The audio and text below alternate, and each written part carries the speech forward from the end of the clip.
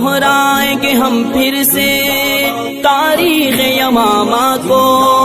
عشق نبی ہے کیا بتلائیں گے دنیا کو، ہم جذبہ ایمانی دنیا کو دکھائیں گے، ہم ختم نبوت پہ جان اپنی لٹائیں گے۔ بسم اللہ الرحمن الرحیم۔ محترم ناظرین و سامعین، السلام علیکم ورحمۃ اللہ وبرکاتہ۔ عقیدہ ختم نبوت نصوص شرعیہ کی روشنی میں اس سلسلہ وار خصوصی پروگرام میں آپ تمام ہی ناظرین کا پرزور استقبال ہے۔ جی ہاں محترم ناظرین، پھر ایک مرتبہ آپ حضرات کی خدمت میں ختم نبوت کے تعلق سے ایک بہت ہی اہم اور دلچسپ اور معلوماتی ویڈیو کے ساتھ حاضر ہوئے ہیں، اور آج کی ہماری نشست کا عنوان ہے کہ کیا مرزا غلام احمد قادیانی کے ماننے والے اگر سلام کریں تو کیا ان کے سلام کرنے سے مسلمان ہو سکتے ہیں؟ ہرگز نہیں۔ کیوں؟ اس کی وجہ یہ ہے کہ عام طور پر قادیانی اپنے آپ کو مسلمان ثابت کرنے کے لیے سورہ نساء کی آیت نمبر 94 اس کا سہارا لے کر اس بات کا وہ ثبوت دینے کی پوری محنت اور کوشش کرتے ہیں کہ ہم مسلمان ہیں۔ قرآن پاک کے اندر اللہ سبحانہ قدوس نے فرمایا ہے، اعوذ باللہ من الشیطان الرجیم وَلَا تَقُولُوا لِمَنْ أَلْقَى إِلَيْكُمُ السَّلَامَ لَسْتَ مُؤْمِنًا۔ جب تمہیں کوئی سلام کرے تو تم اسے یہ مت کہو کہ تم کافر ہو۔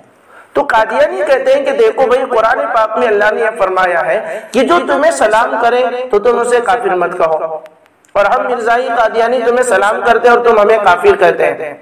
تو محترم ناظرین، مرزائی قادیانیوں کا یہ استدلال اس آیت پاک سے بالکل غلط ہے،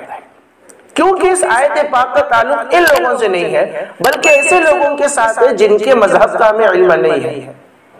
اور یہ عام طور پر حالات ہمیں سفر میں پیش آتے ہیں۔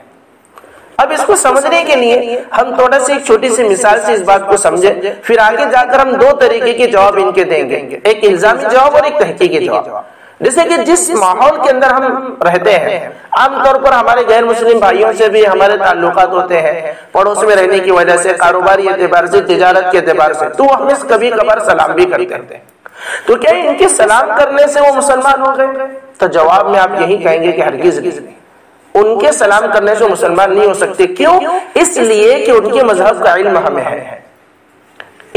تو اس سے پتہ چلتا ہے کہ اس آیت کا تعلق ان لوگوں کے ساتھ ہے جس کے مذہب کا علم نہ ہو۔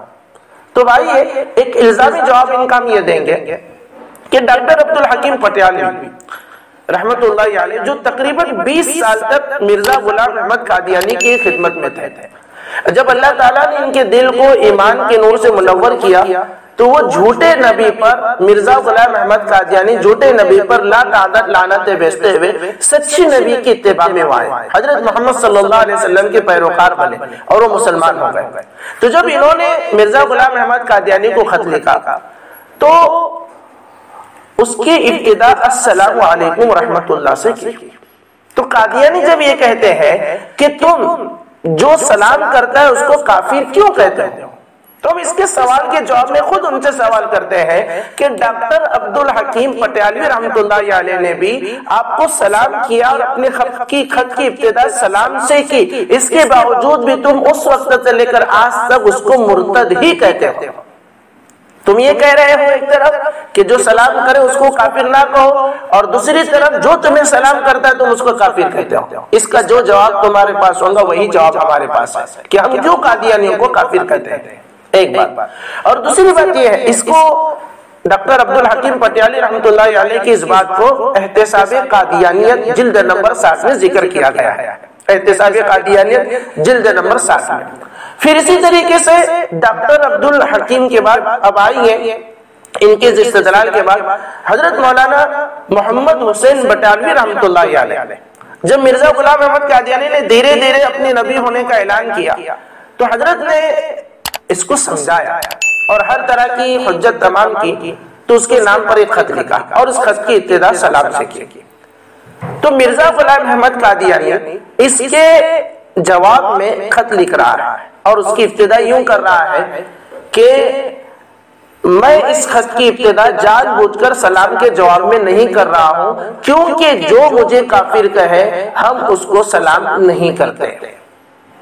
اس کو قادیانی کے جو مکتوبات ہیں مکتوبات اس کی جلد نمبر 1 صفحہ نمبر 337 میں ذکر کیا گیا ہے۔ تو محترم ناظرین، اس بات کو سننے کے بعد اتنی بات ثابت ہو گئی کہ مرزا غلام احمد قادیانی خود یہ کہہ رہا ہے کہ جو مرزا غلام احمد قادیانی کو کافر کہتا ہے ہمیں ان کو سلام نہیں کرنا ہے۔ خود ان کا خود ساختہ نبی یہ کہہ رہا ہے کہ مسلمان کو ہم سلام نہیں کر سکتے، لیکن پھر بھی مرزا غلام احمد قادیانی کے ماننے والے خود اپنے نبی کی پیروکاری کو چھوڑتے ہوئے مسلمانوں کو سلام کرتے پھر رہے ہیں۔ یعنی ہم بات کو سمجھیں، مرزا قادیانی یہ مولانا محمد حسین بٹیالی رحمۃ اللہ علیہ کی خط کے جواب میں یہ لکھ رہا ہے کہ جو ہم قادیانیوں کو کافر کہیں ہم اس کو سلام نہیں کر سکتے، یعنی مسلمانوں کو ہم سلام نہیں کر سکتے، لیکن پھر بھی اس کے ماننے والے آج مسلمانوں کو سلام کرتے پھر رہے، یہ خود اپنے نبی کی مخالفت کر رہے ہیں۔ یہ دو الزامی جواب ان کے ہو گئے۔ اب آئیے ایک تحقیقی جواب ہم آپ کے سامنے ذکر کرتے ہیں کہ اس آیت پاک کو جو انہوں نے ذکر کیا ہے یہ پوری آیت ایک چھوٹا سا حصہ ہے، حالانکہ ایک پوری آیت ہے۔ اس پوری آیت پاک کو جب آپ حضرات کے سامنے ذکر کریں گے اور ہم خود پڑھیں گے تو سمجھ میں آئے گا کہ اس کا تعلق قادیانیوں سے یا ایسے لوگوں سے ہرگز نہیں ہے جن کے مذہب کا علم ہے، بلکہ سفر کے اندر حالات پیش آنے والی چیزوں کے ساتھ اس کا تعلق ہے۔ پوری آیت ہے سورہ نساء کی آیت نمبر 94 جس میں اللہ فرماتے ہیں یا ایھا الذین آمنوا اذا ضربتم فی سبیل اللہ فتبینوا ولا تقولوا لمن القى الیکم السلام لست مؤمنا تبتغوا عرض الحیاۃ الدنیا فعند اللہ مغانم کثیرہ۔ یہ پوری ایک آیت ہے، یہ آخر الآیہ۔ تو اللہ فرما رہے ہیں کہ ایمان والوں جب تم سفر کرو تو دوران سفر تحقیق کر لیا کرو، فتبینوا وَلَا تَقُولُوا لِمَنْ أَلْقَى إِلَيْكُمُ السَّلَامَ لَسْتَ مُؤْمِنًا، اور اگر تمہیں کوئی سلام کرے تو تم اسے کافر نہ کہو۔ واقعہ یہ ہے جس کو بخاری شریف میں حدیث نمبر 4591 میں ذکر کیا گیا ہے کہ اس کا واقعہ یوں ہے کہ اللہ کے رسول صلی اللہ علیہ وسلم کے جانثار صحابہ ایک مرتبہ جنگ کے لیے نکلے، اور جس علاقے میں جا رہے تھے جنگ کے لیے تو وہاں کچھ مسلمان بھی تھے، تو کچھ مسلمان وہاں سے الگ ہو گئے اس علاقے سے۔ تو اسی طریقے سے ایک شخص اپنے پورے مویشیوں کو یعنی اپنے پورے بکریوں کو اور بھیڑوں کو، اپنے جو بھی جانور اس کے تھے وہ لے کر میدان کے اندر نکل پڑا، جنگل کے اندر۔ اور جب وہ جنگل میں آیا تو اس کا سامنا مسلمانوں سے ہوا، صحابہ سے، تو اس نے جیسے دیکھا تو سلام کیا۔ تو صحابہ یہ سمجھ گئے کہ یہ اپنی جان بچانے کے لیے ہم مسلمانوں کو سلام کر رہا ہے اور ہمارے شاعر کو استعمال کر رہا ہے، یعنی سلام کر کے اپنے مسلمان ہونے کا ثبوت دے رہا ہے۔ تو یہ اپنی جان بچانے کے لیے سلام کر رہا ہے، یہ مسلمان نہیں ہے۔ تو ان کو قتل کر دیا گیا اور اس کا جو ریوڑ تھا بکریوں کا اور جو جانوروں کا اس کو اپنے قبضے میں لیا اور مال غنیمت میں شامل کر لیا۔ اس وقت یہ آیت پاک نازل ہوئی کہ مسلمانوں جب تمہارا سامنا ایسے لوگوں سے ہو جائے تو جب وہ سلام کرے تو تم اسے یہ مت سمجھو کہ کافر ہے، تحقیق کرو فتبینوا کہ حقیقت میں کیا ہے۔ اور اگر تم واقعتاً مال غنیمت چاہتے ہیں تو اللہ نے آگے فرمایا فَعِندَ اللَّهِ مَغَانِمُ كَثِيرَةٌ کہ اللہ کے پاس بہت سارا مال غنیمت ہے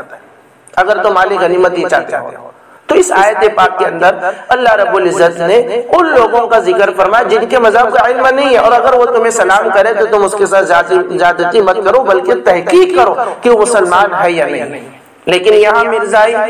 قادیانی، مسلم احمدیہ جماعت جو ایک ہی گروہ کے الگ الگ نام ہیں، وہ مسلمانوں کو دھوکہ دینے کے لیے انہوں نے یہ نام رکھے ہیں۔ تو اس آیت پاک میں سے ایک چھوٹا سا حصہ لے کر یہ مسلمانوں کو دھوکہ دینے کے لیے ذکر کرتے ہیں اور کہتے ہیں کہ دیکھو بھائی ہم سلام کرتے ہیں اور تو مسلمان ہمیں کافر کہتے ہیں، اور قرآن میں کہہ رہا ہے اللہ تعالیٰ کہ جو تمہیں سلام کرے کافر نہ کہو، لیکن یہاں تم الٹ کر رہے ہو۔ تو پوری تحقیقی جواب آپ کے سامنے ذکر کیا گیا کہ ان کے خود کے نبی نے جو مرزائیوں کو کافر کہتا ہے سلام کرنے کی اجازت نہیں دی، پھر بھی یہ مسلمانوں کو سلام کر کے دھوکہ دیتے ہیں، خود اپنے نبی کی اتباع نہیں کرتے۔ تو اس پوری تحقیقی بات کا جواب یہی ہے کہ کسی کے سلام کرنے سے کوئی مسلمان نہیں ہو سکتا۔ مسلمان ہونے کے لیے بہت ساری چیزوں کو قبول کرنا، اللہ کی وحدانیت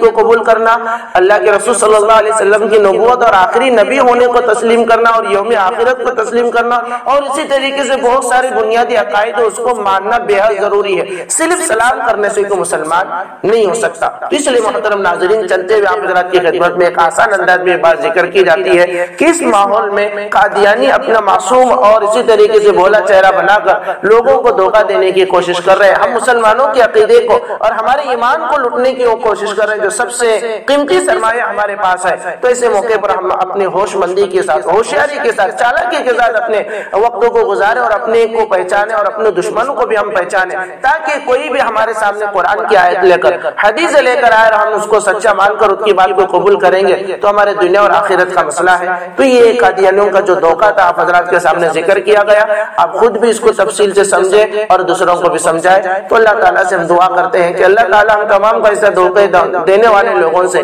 بچائے اور ہماری نسلوں کی اللہ حفاظت فرمائے، آمین یا رب العالمین۔ محترم ناظرین، اجازت دیجیے پھر ایک مرتبہ اسی طرح کے دلچسپ اور معلومات کی ویڈیو کے ساتھ آپ حضرات کی خدمت میں حاضر ہوں گے۔ السلام علیکم ورحمۃ اللہ وبرکاتہ۔